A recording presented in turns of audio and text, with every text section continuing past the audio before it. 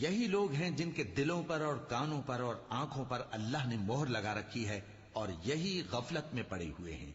کچھ شک نہیں کہ آخرت میں یہی لوگ خسارہ پانے والے ہوں گے۔ پھر جن لوگوں نے ایذائیں اٹھانے کے بعد ترک وطن کیا، پھر جہاد کیا اور ثابت قدم رہے، تمہارا پروردگار ان کو بے شک ان آزمائشوں کے بعد بخشنے والا ہے، رحمت کرنے والا ہے۔ جس دن ہر شخص اپنی طرف سے جھگڑا کرنے آئے گا اور ہر شخص کو اس کے اعمال کا پورا پورا بدلہ دیا جائے گا اور کسی کا نقصان نہیں کیا جائے گا۔ اور اللہ ایک بستی کی مثال بیان فرماتا ہے جو کہ ہر طرح امن چین سے تھی، ہر طرف سے اس کا رزق با فراغت چلا آتا تھا، مگر ان لوگوں نے اللہ کی نعمتوں کی ناشکری کی تو اللہ نے ان کے اعمال کے سبب